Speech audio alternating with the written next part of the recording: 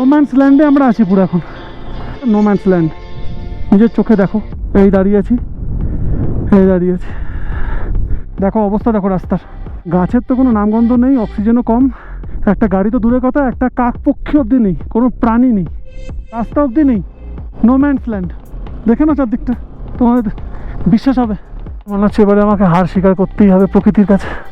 Good morning from হানলে।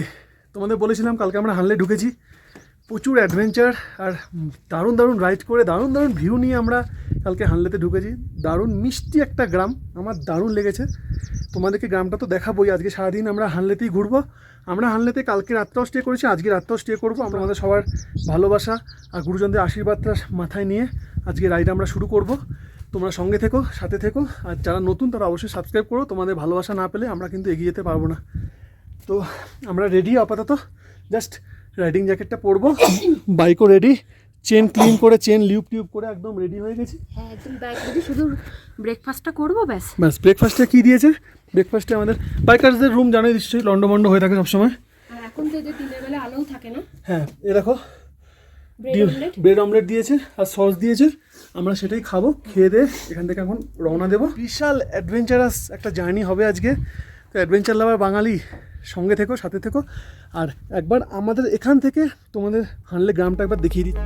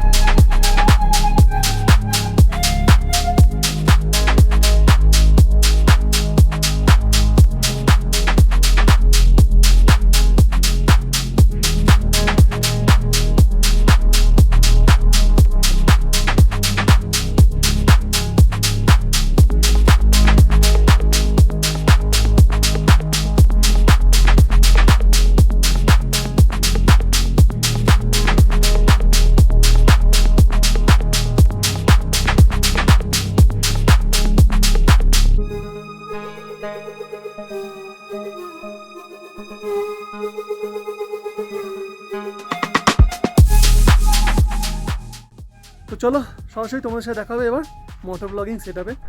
এসে গেছি আবার তোমাদের কাছে মোটর ব্লগিং সেট আপে। আমরা এখন এমন এক জায়গায় দাঁড়িয়েছি, সেখান থেকে রাস্তা চুজ করতে হবে। এ দেখো, ওয়ে টু উমিংলা 92 কিলোমিটার ভায়া ফটিলা টপ, মানে এইদিকে রাস্তা দিয়ে আমরা যাব উমিংলা। চলো, ফটিলা হচ্ছে 55 কিলোমিটার। আস্তে আস্তে এগোই, জয় মা দুর্গা। আস্তে আস্তে আমরা এগোচ্ছি উমিংলা টপের দিকে। বিভৎস এক্সাইটেড, নিজের উত্তেজনাকে চেপে রাখতে হবে, কারণ 92 কিলোমিটার যেতে হবে। আস্তে আস্তে মা দুর্গার নাম নিয়ে, মহাদেবের নাম নিয়ে এগোই। জয় মা, হর হর মহাদেব। আজকে অনেক বেশি কিছু বলার নেই, তার কারণ আজকে আমরা চুপচাপ আছি। বেশিরভাগটা সময় ফোকাস একদিকেই, পৃথিবীর সব থেকে উঁচু জায়গায়, ডবল এ 200 সিসির বাইকে, 10 বছরের পুরনো বাইকে। এইটা একটা বড় মানে পরীক্ষা আর কি আজকে আমাদের।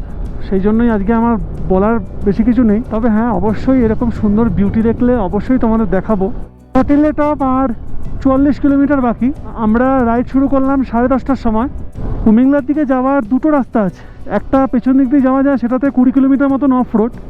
তাই আমরা সেই রোডটাকে অ্যাভয়েড করেছি, কারণ অফ রোড করে করে আমাদের আর কী বলবো আর। তাই আমরা ভালো রাস্তা দিয়ে উঠছি, ইচ্ছে আছে ভালো রাস্তা দিয়েই নেমে আসার, কারণ কোনো অফ রোডের দিকে যাওয়ার ইচ্ছে নেই। তার কারণ অলরেডি অফ রোড করতে গিয়ে আমার টায়ারে একটা লিক হয়েছে, সেই লিকটা আমি রিপেয়ার করে নিয়েছি। একটা না, সরি, দুটো লিক হয়েছিল, সেটা আমি নিজে সারিয়ে নিয়েছি।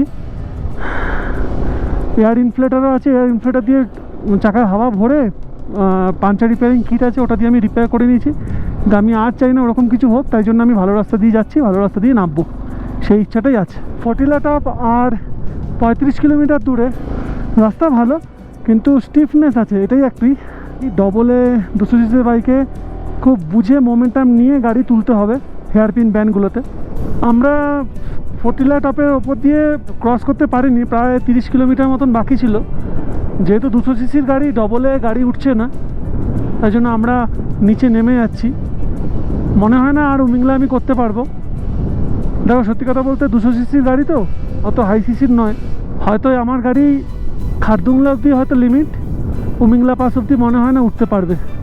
তো আমরা ওই জন্য নিচে নেমে হানলেতে চলে যাচ্ছি। কিছু করার নেই, মনটা একটু খারাপ আছে, বাট কিছু করার নেই। সব কিছু সবসময় পেয়ে যাবো এরকম তো হতে পারে না। হানলে গিয়ে রেস্ট নিই, কারণ এতটা পাশে উঠেছি, মাথাটা হালকা ধরে আছে। হানলে আর 16 কিলোমিটার। তার মানে সত্যি কথা বলতে আজকে তোমাদের দেখানোর মতন কিছুই নেই আর। এই যে এত রাস্তা ক্রস করে আমি এসছি, এখন ওই রাস্তা দিয়ে নেমে যাচ্ছি। খারাপ লাগছে যে এতটা রাস্তা ক্রস করে উঠলাম, আর কিছুটা গিয়েই মানে ফটিলাটা অবধি উঠতেই পারলো না গাড়ি। বাট কিছু করার নেই, কারণ গাড়িরও একটা সব কিছু তো একটা লিমিট আছে না। বাইকের পাওয়ার কম হওয়ার কারণে আমরা ওই দিক দিয়ে স্টিফ রাস্তার জন্য উঠতে পারলাম না, জানি না কেন এরকম। এর থেকেও আগে তো 18,000 17,000 তো কালকেও উঠেছে, তার আগেও উঠেছে, কোনো কারণে উঠতে পারিনি। তাই আমরা অন্য দিক দিয়ে রাস্তা দিয়ে যাওয়ার প্ল্যান করছি। দেখি সাকসেস হয় কি হয় না, আমরা চেষ্টা করছি, চেষ্টা চালিয়ে যাচ্ছি। যাই হোক তোমাদেরকে আমরা জানাবো। দেখো অবস্থা, দেখো রাস্তার।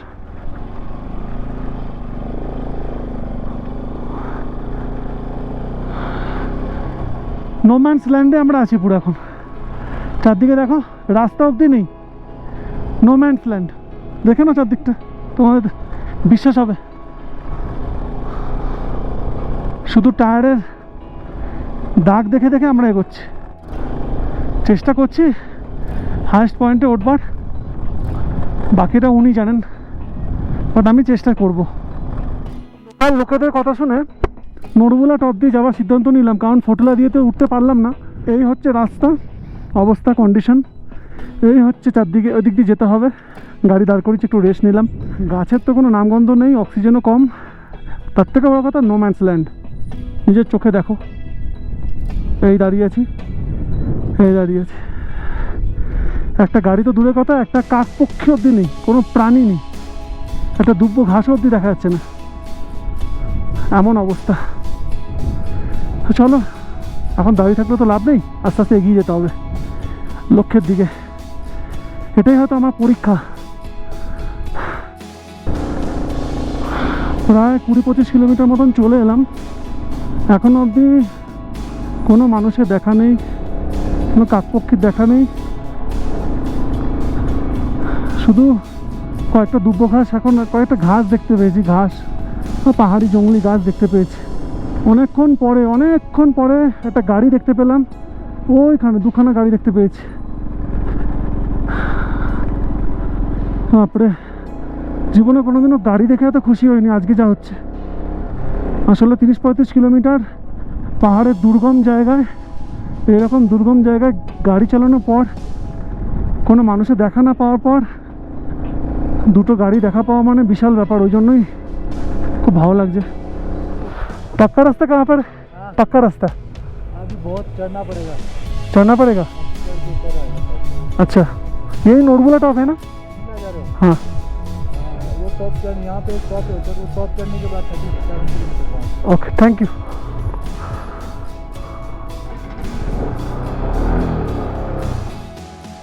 এই দিক দিয়েও বন্ধুরা ট্রাই করছি, গাড়ি উঠছে না। দেখো এদিক দিয়ে তুলেছিলাম গাড়ি, স্কিড করে নেমে গেল। পৌলবী ওখানে আছে দাঁড়িয়ে। মনে হচ্ছে না আমার এবারে সাকসেস হবে, মনে হচ্ছে এবারে আমাকে হার স্বীকার করতেই হবে প্রকৃতির কাছে। আসলে আমি প্রকৃতির সাথে লড়াই করতে আসিনি, কারোর সাথে লড়াই করতে আসিনি। একটু ইচ্ছা হয়েছিল যে যেহেতু অ্যাডভেঞ্চার লাভার, বাঙালি 200 সিসি বাইক নিয়ে যেতে পারি কিনা নিজের বউকে নিয়ে, এটারই একটা শখ ছিল। কিন্তু মনে হচ্ছে আমাকে ইউটার্নই নিতে হবে। এখন প্রায় বেজে গেছে 2:20।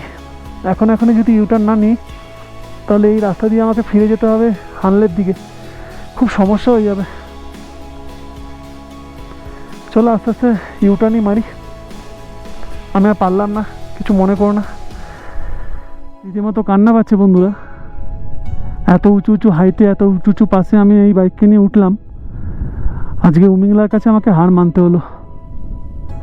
আসলে তোমাদের একটা সত্যি কথা বলি, স্পিতি ভ্যালি করবার সময় এত অফরোড ছিল না, সামনে দিয়ে যখন 4 হুইলারগুলো বেরিয়ে যাচ্ছিলো, তোমরা আগের ভিডিও দেখলে বুঝতে পারবে, তাদের যে ধুলোগুলো যে উঠছিল রাস্তার মধ্যে, সেগুলো সব কিন্তু এয়ার ফিল্টারে গিয়ে জাম হয়েছে, আমি সেটা বুঝতে পারছি।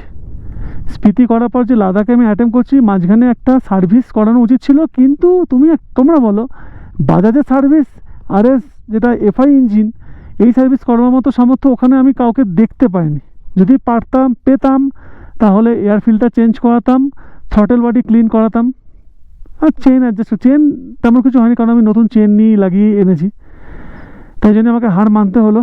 আসলে এটা হারা জেতার থেকেও বড় কথা কী জানো তো, আমি নিজের জন্য যে রাইড করছি, নিজের ছবি দেবো, নিজের ভিডিও দেবো, নিজে মানে লোকের কাছে ফেমাস হবো, তার থেকেও বেশি আমার আমার মোটিভ যেটা ছিল, যেটা আমার লক্ষ্য ছিল, যে আমার মতন অনেক ছেলেরা, অনেক ভাইরা, অনেক দাদারা, অনেকে আছে যাদের সামর্থ্য নেই সবসময় 350 সিসির রয়্যাল এনফিল্ড কেনবার বা 400 সিসির হিমালয়ান কেনবার বা ডমিনার কেনবার, যাদের 200 সিসির নিচের বাইক আছে, তারা যাতে উৎসাহ পায় আসবার জন্য, যাতে মনের জোরটা পায়, তাদের সবাইকে নিয়েই আমি লড়তে চেয়েছিলাম আর কি, শুধু আমার একার জন্য নয়।